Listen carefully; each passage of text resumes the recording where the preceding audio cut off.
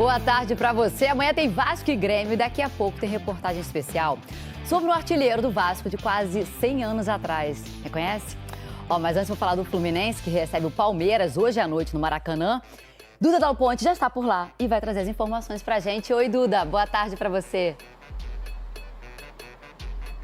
Oi, Carol, boa tarde para você, para todo mundo que acompanha o Globo Esporte. A bola rola às 9 da noite aqui no Maracanã e apesar desse jogo ser um confronto direto na tabela do Brasileirão, o técnico Fernando Diniz deve trazer uma escalação mista, pensando no jogo de volta das oitavas de final da Libertadores na próxima terça-feira contra o Argentino Júnior. Para hoje, Nino e André estão suspensos pelo terceiro cartão amarelo. Os titulares devem ser o zagueiro Marlon e também o volante Martinelli. Os jogadores que estão mais desgastados, como o Felipe Melo, Ganso, o Queno, também eles podem ser poupados. E o lateral Marcelo deve ser titular, isso porque ele está suspenso para o jogo de terça-feira. Então o provável Fluminense para hoje deve ficar assim: Fábio no gol, Samuel Xavier, David Braz, Marlon e Marcelo. Meio de campo com Martinelli, Daniel e Léo Fernandes. E lá na frente o John Arias, o John Kennedy e também o Cano. Do outro lado, o Palmeiras também vem com um time alternativo, pensando no jogo contra o Atlético Mineiro no meio de semana pela Libertadores. E a expectativa para hoje é então de 33 mil pessoas, que foram os ingressos vendidos antecipadamente. Carol? Obrigada, Duda. Olha, amanhã tem Vasco e Grêmio ao vivo na Globo, a partir das 3h30, bola rolando às 4h. E hoje o Vasco apresentou 2 reforços. Quem sabe tudo vai contar pra gente agora é a Débora Gares. Oi, Débora, boa tarde. Oi, Carol, boa tarde para você e para quem nos acompanha. É isso, depois do treino da manhã, o clube apresentou o lateral esquerdo Jefferson, de 26 anos, ex-atlético goianiense, e nesse momento está apresentando o atacante argentino Pablo Verrete, de 34 anos, ex-belgrano, foi o artilheiro do último campeonato argentino com 13 gols marcados. Os 2 jogadores já estão regularizados e à disposição para o jogo de amanhã contra o Grêmio. Para essa partida, o time deve ter apenas uma mudança, a entrada do Orelhano na vaga do Jair. E a escalação deve ficar da seguinte maneira: Léo Jardim no gol, 3 zagueiros, Miranda, o Robson, Capasso e o Léo. Os laterais, Puma Rodrigues e Lucas Piton. No meio-campo, Medel, Praxedes. Então, a entrada do Orelhano, também o Figueiredo e o Sebastião Ferreira. O Vasco é o lanterna da competição, com apenas 9 pontos conquistados até aqui, e vai tentar, nesse jogo, conquistar a primeira vitória jogando em São Januário, só que o estádio estará com os portões fechados por determinação da Justiça. Bola rolando às 4h da tarde, mas a nossa transmissão, Carol, começa às 3h30. Fica o convite para todos e um abraço para você. Tá feito o convite. Um beijo para você, Débora. E amanhã o Flamengo enfrenta o Cuiabá na Arena Pantanal. E a partir de hoje, o Museu Flamengo está aberto ao público. Só que a gente acompanhou a inauguração, que foi ontem.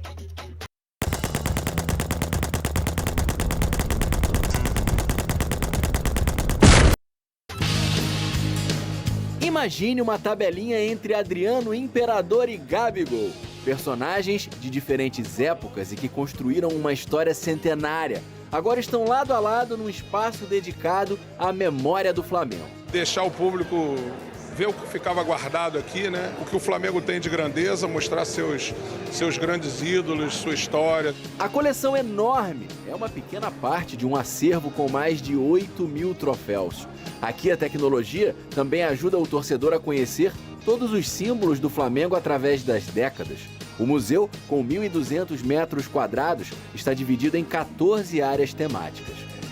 Essa viagem no tempo tem uma escala em Tóquio, onde, em 1981, o Flamengo conquistou o maior título da história do clube, o Mundial, e trouxe de lá tesouros que estão guardados aqui.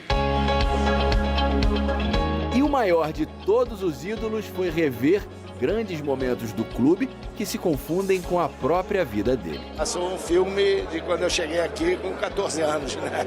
Não é fácil, foram 20 anos de entrega. Ainda bem que foram mais conquistas do que derrotas, então isso é gratificante.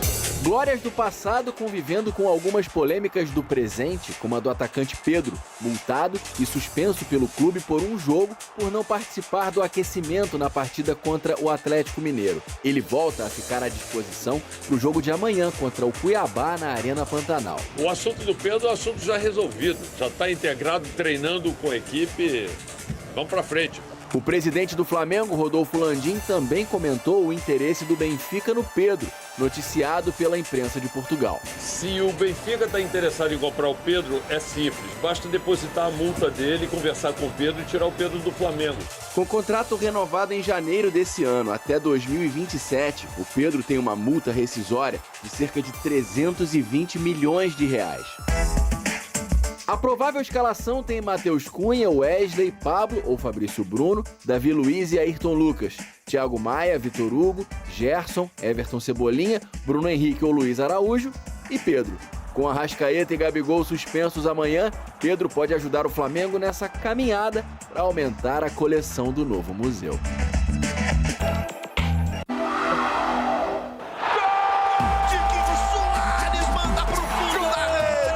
Aos 32 anos, o Tiquinho Soares vive a melhor fase da carreira. Deixou para trás a melhor marca até então no futebol português. Na temporada 2018-2019, o Tiquinho fez 22 gols em 41 jogos. Esse ano, pelo Botafogo, já são 25 gols em 37 partidas. Todos os gols de 2023 foram marcados dentro da área. Tiquinho tem média de 1 gol a cada 128 minutos em campo e é responsável por quase 30% dos gols do Botafogo nessa temporada. Aproveitando o bom posicionamento e a técnica de finalização que marca a carreira dele, especialmente a perna direita, usada 17 vezes. Foram ainda mais 6 gols de cabeça e 2 com a canhota, 18 vezes com apenas um toque na bola. E um detalhe, mesmo com o Botafogo fora da Copa do Brasil, o Tiquinho Soares é artilheiro da competição com 5 gols ao lado de outros jogadores. Já no Brasileirão, o Tiquinho está disparado lá na frente, igual o Botafogo na tabela de classificação. São 13 gols dele. E o mais bonito, o atacante já escolheu. Eu acho que contra o Palmeiras, lá no Allianz Parque, eu acho que foi um gol bem bacana. Tiquinho Soares é o nome da emoção! Tiquinho é o principal candidato a craque do Brasileirão no momento. Amanhã, o Botafogo enfrenta o Cruzeiro no Mineirão. O técnico Bruno Lage, claro, conta com o atacante. É um jogador que tem tudo, quer atacar e quer defender.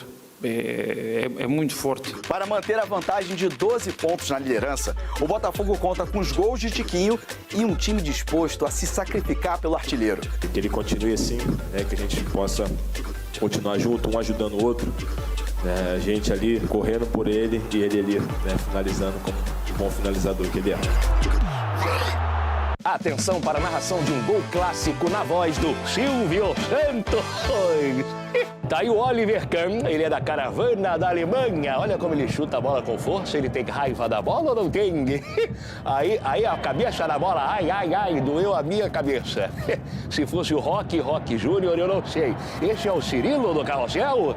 Não, é o Cafu, qual a semelhança entre o Poste e o Cafu? Eu não sei. Aí o Kleberson, de novo, pela direita, corre muito, parece o Ivo Holanda fugindo da pegadinha. O Rivaldo saiu, o Ronaldinho com o pé direito bateu, é gol. Brasil! É do Brasil! Ronaldinho dançando e rodando. Ronaldinho, número 9, é ritmo. É ritmo de festa. Aos 33 do segundo tempo é o gol brasileiro. 2-0 Brasil, 2 de Ronaldinho. É o Ronaldinho lá. E o Brasil vai ganhar ou não vai? Brasil. Se o Brasil não ganhar, quem ganha é a plateia.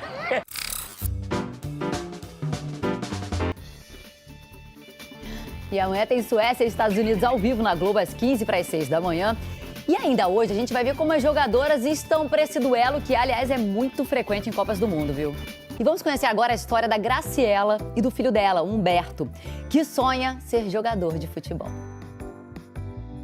Pedro Juan Cabalheiro, fronteira com o Brasil.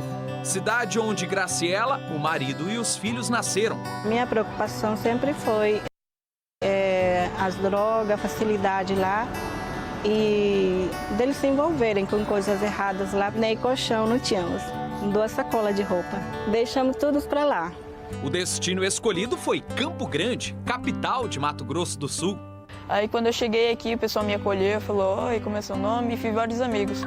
Graci começou como auxiliar de serviços gerais no lar do pequeno Assis e hoje é educadora. São famílias que chegam aqui, que muitas vezes têm histórias muito machucadas ou têm muitas dificuldades financeiras.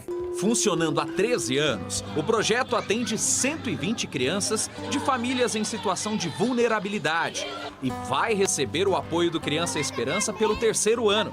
Então tem uma criança que se destaca no judô, aí a gente envolve aquela família no judô e assim a gente vai trazendo as famílias para perto, né? De uma forma de ajudar, de orientar e de acolher também. Enquanto a mãe trabalhava, Humberto ia crescendo, se descobrindo e aprendendo com a associação. Mas foi dentro de quadra que ele decidiu qual modalidade iria se dedicar e acreditar num futuro vitorioso.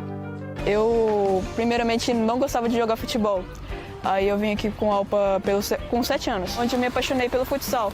Esse amor alimentou um sonho: ser jogador de futebol. Aos 13 anos, Humberto é atleta do Grêmio Santo Antônio, clube de Campo Grande. O Humberto é um meia, joga pelo meio, joga aberto também. Tenho certeza que ele vai virar um grande jogador. Eu gosto também do Elmiron, por causa que ele vem também da minha terra. E gosto muito do estilo de jogo dele. E também veio das dificuldades quando aconteceu comigo e conseguiu crescer e ajudar a família no futebol. Olha só, quem ficou sabendo da sua história e te mandou um vídeo. Não acredito. Olá, Humberto. Olá, Humberto. Sou Miguel Almiron. Espero que dê tudo certo no futebol e que você siga trabalhando duro. O Almiron é ponta, camisa 10 da seleção do Paraguai e joga no Newcastle, da Inglaterra. Segovinha vem aí, com a camisa 19. Torcedor do Botafogo fazendo aquela festa. Incrível o momento do Segovinha. Fala, Humberto. Espero que você siga com tudo, né, para realizar seu sonho e ajudar a sua família. E eu mando um forte abraço e tamo junto. É difícil de cair a ficha, que os dois, assim, são os principais lá do Paraguai, né? Estão vendo, assim, falando comigo, é incrível, né? Um dos meus sonhos também é essa inspiração para a garotada. Os primeiros passos já estão sendo dados neste caminho de esperança. O Esporte Espetacular segue em Aruba, no Caribe, com a Batalha de Craques. Nesse domingo, um desafio de pontaria. Pede o VAR! Não está inteira. Olha o VAR. E uma prova em alto mar aguardam nossos atletas. Tirando onda na chegada! César Cielo! É o Aquaman. Ele é o Aquaman. Aqui no Brasil, vamos mostrar como torcedores de diferentes cantos do país acompanharam a seleção na Copa do Mundo Feminina. Um gosto amargo pela eliminação, mas com esperança de dias melhores para a seleção feminina. Todo dia ela faz tudo sempre igual, ó, cai na piscina, sobe no pódio, bota a medalha no pescoço. Essa é a rotina de uma brasileira no Mundial de Natação Paralímpica. Mais um dia com pódio cheio de brasileiros. Foram 8 medalhas, 4 delas de bronze. A de Suzana Schnardorf, nos 50 metros livre, trouxe junto muita emoção.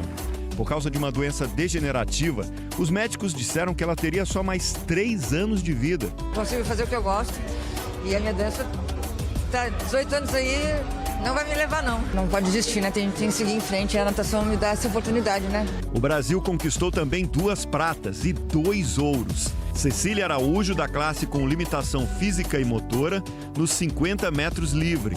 Dever cumprido, eu tô muito maravilhada. Se eu estiver sonhando, não me acordem, por favor. Neste 5º dia de Mundial Paralímpico de Natação, uma brasileira segue com a rotina de estar todos os dias no pódio. Quando Carol Santiago cai nessa piscina, ela volta com uma medalha. São 4 ouros e 1 prata. Ontem, nos 100 metros livre, para nadadoras com deficiência visual, ela deixou todas as adversárias para trás. Eu estou muito feliz. Hoje eu realmente fiquei muito mais emocionada ali no pódio. Eu acho que as principais provas que eu vim fazer aqui, a gente conquistou o que a gente esperava. E não acabou. Ainda não acabou. A gente tem revezamento e no último dia a gente tem 200 metros. Querendo mais ainda. O surfista brasileiro Ítalo Ferreira colocou pés e mãos na calçada da fama do surf nos Estados Unidos. Campeão mundial em 2019, campeão olímpico em 2021, o Ítalo é o primeiro brasileiro a receber essa homenagem. Esse ano, infelizmente, ele está fora do circuito mundial por causa de uma grave lesão, né? Melhoras, vai estar tudo certo. E os estudantes do skate vertical vão se enfrentar em São Paulo amanhã no Vert Battle. Você acompanha tudo ao vivo no Esporte Espetacular. As manobras no skate a 6 metros de altura parecem até mágicas. Quando chega a hora de disputar o Vert Battle, principal competição da modalidade vertical, 2 nomes se destacam. Rony Gomes, um dos principais skatistas do Brasil há mais de uma década.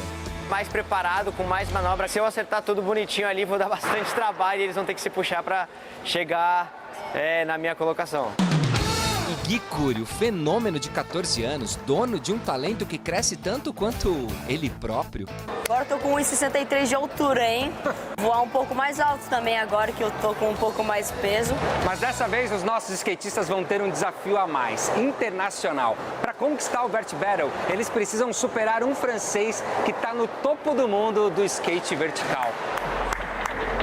Eduardo Damestoy, o atual campeão mundial e que espera ganhar um pouco a torcida brasileira na base da habilidade. Ah, cara, eu só espero que a galera torça pela gente. Claro que todos eles vão torcer mais pro Brasil, mas eu também sei que eles gostam da França, eu acho. Talvez não do futebol, né? Amanhã a gente descobre quem voa mais alto para ficar com o título.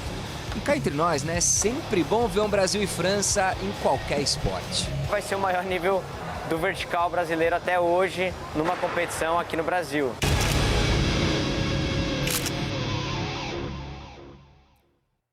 Agora a notícia não é boa. O ginasta brasileiro Caio Souza, finalista olímpico, rompeu o tendão de Aquiles e está fora do Mundial da modalidade, que vai ser na Bélgica no fim do mês que vem.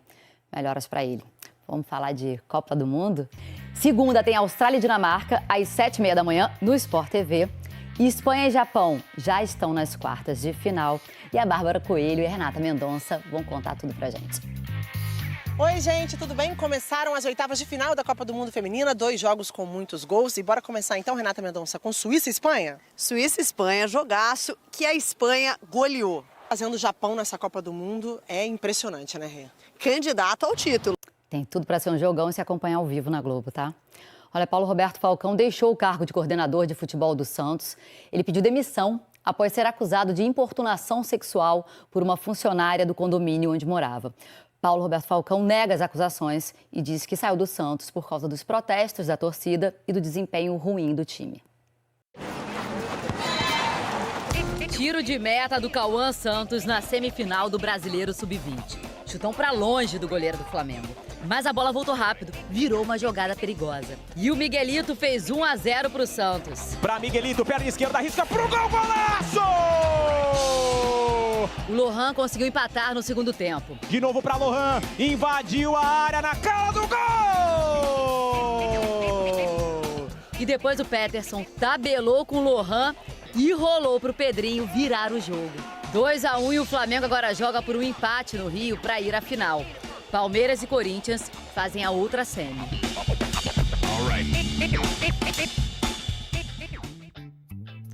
E amanhã o Vasco recebe o Grêmio, São Januário, mas sem torcida. Uma situação super complicada, né? Tem que tentar sair aí da lanterna do Brasileirão. E a gente está falando de uma realidade muito diferente de quando um jogador conhecido como Russinho era um dos craques do time. Que papel a história reserva aos homens de feitos marcantes? Pensando na perspectiva da trajetória esportiva, eu acho que o processo de esquecimento, de apagamento do Russinho, ele é igual a de outros jogadores da mesma época. Russinho, apelido de Moacir Siqueira de Queiroz. Atacante branco, louro, de olhos claros, dos camisas negras. O time multicampeão do Vasco nas décadas de 20 e 30 do século passado. Formado por atletas de camadas populares, um símbolo da luta contra o racismo no futebol. Talvez por isso um atleta branco como o Russinho, de repente, se destacasse, fosse mais fácil a criação do apelido. No clube que homenageou com estátuas artilheiros da grandeza de Roberto Dinamite e Romário, Russinho está na história pelo pioneirismo. Ele foi o primeiro jogador do Vasco a ultrapassar a marca dos 200 gols. 4 deles marcados com essas chuteiras, usadas na maior goleada até hoje do clássico contra o grande rival. Dia 26 de abril de 1931. Vasco 7, Flamengo 0. Russinho marcou 4 gols e deu 2 assistências. Provavelmente a maior atuação da história de um clássico dos milhões. Maior que Edmundo, maior que Romário, maior que Roberto, Zico. Se você pegar em números brutos, né, são 6 participações em gols, algo impensável, tanto para 1930 quanto para 2023. Russinho é o 5º maior artilheiro da história do Vasco. Foram 230 gols em 253 jogos. Números que só foram superados na década de 40 por Ademir Menezes, o craque do time que ficou conhecido como Expresso da Vitória. Mas até hoje é de Russinho a melhor média de gols entre os maiores goleadores do clube. Diziam que ele era ambidestro, batia com a direita, batia com a esquerda. Era um cara de muitos gols, fazia praticamente gol todo jogo. O torcedor que vinha ao estádio assistir Russinho tinha certeza que se ele não fizesse nesse jogo, ele ia fazer no próximo. Foi tricampeão carioca pelo Vasco e pela seleção brasileira disputou a primeira Copa do Mundo, em 1930. Na época, Russinho chegou a ser eleito o jogador mais popular do Brasil num concurso promovido por uma marca de cigarros.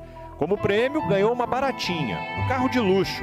Naqueles tempos, artigo raro entre jogadores de futebol, na maioria negros, pobres e sem educação formal, ao contrário dele. O Russinho, ele é esse cara que ele não sai a partir de um lugar de resistência, de vivência, de ruptura, mas ele é um cara que vai usar do privilégio dele para trazer alguma coisa de bacana para o futebol. A herança de Russinho foi construída com gols e palavras, porque numa época em que o futebol brasileiro ainda era amador e começava a perder jogadores para os grandes clubes europeus, o atacante do Vasco não se manteve calado. Numa entrevista ao jornalista Mário Filho, do jornal O Globo, fez críticas pesadas ao amadorismo. Se referiu aos dirigentes como senhores de engenho, numa alusão aos antigos donos de negros escravizados. Isso em 1931, apenas 43 anos após a abolição da escravatura, que durou mais de 3 séculos.